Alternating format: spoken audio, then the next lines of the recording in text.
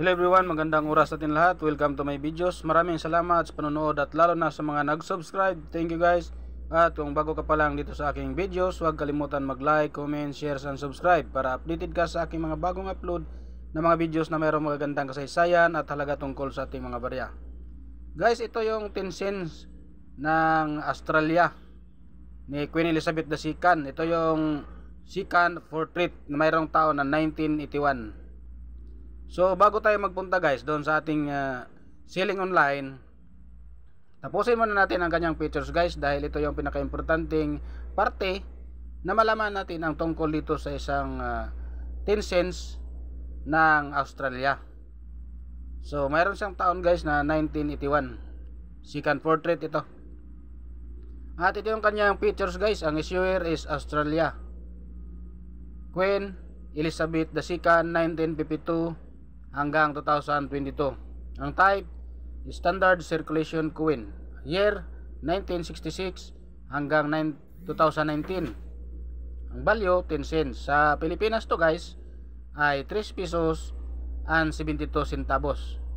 Currency dollar 1966 ang kanyang date. Composition copper nickel 75% ang copper, 25% ang nickel. Weight 5.66 grams. Diameter 23.6 mm. Thickness 1.76 mm. Ang shape is round. Technique is mild. Orientation middle alignment. Number A number 1282. Reference number KM number 65 and show number 52. At ito man guys ang ating obverse. Ang second portrait of the Queen Elizabeth II, facing right, wearing the girls of Great Britain and Ireland tiara. May inscription na Latin. Ang kanyang lettering is Elizabeth II, Australia, 1981. Designer si Arnold Machine. At ito naman kanyang reverse guys ay napakagandang ibon. Ito ay tinatawag na male superb lyrebird, Menora Novaholandia. Value super infus. Meron siyang script na Latin at ang kanyang lettering 10SD. Ang designer nito si Stuart Devlin. Ang kanyang age ay reeded. Men's naman ay Royal Australian Mint, Canberra, Australia, 1965 ang kanyang date. Ang Royal Mint, Tower Hill, London, United Kingdom, 1810 hanggang 1975. Ang Royal Mint ng Lantrisan, United Kingdom, 1968 ang date. At ang comments niya guys, this copper nickel 10 cents coin was first released in circulation by the RAM or RAM in 1966. This coin has the standard Stuart Devlin lyrebird reverse, but was updated with the Ralph David McLough obverse in 1985. The RDM obverse was used until 1998 when it was also replaced with the Ian Ralph Bradley obverse. In 2019, a special release was issued to commemorate EPGs over time. The Arnold Machine of EPG was chosen to be used on the 10 cent coin and the sheet dated 2019.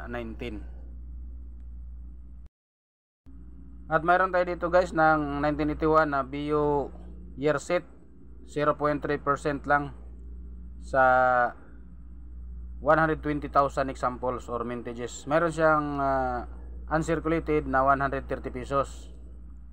Ang circulation nito guys sa Canberra Mint, mayroon siyang 76,060,000 examples.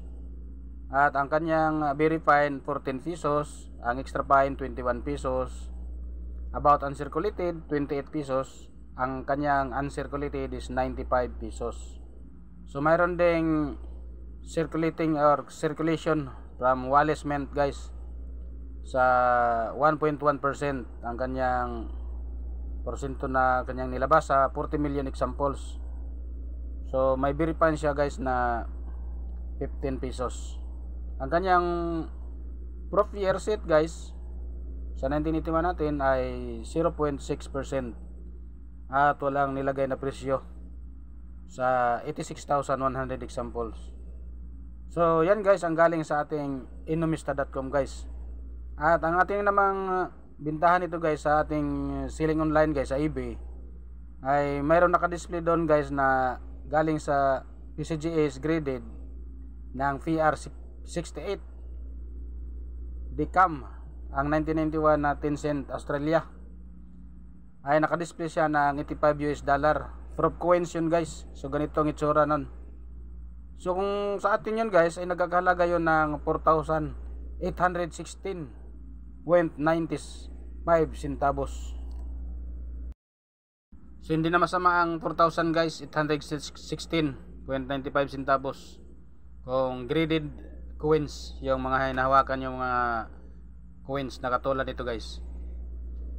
So yun guys ang ating nakuha mga impormasyon doon sa ating inaasahan na mga source of information sa inumista.com at sa ating selling online sa EV. So maraming salamat sa panonood guys, at huwag kalimutan mag-like, comment, share, and subscribe para updated ka sa aking mga bagong upload na mga videos. God bless ating lahat.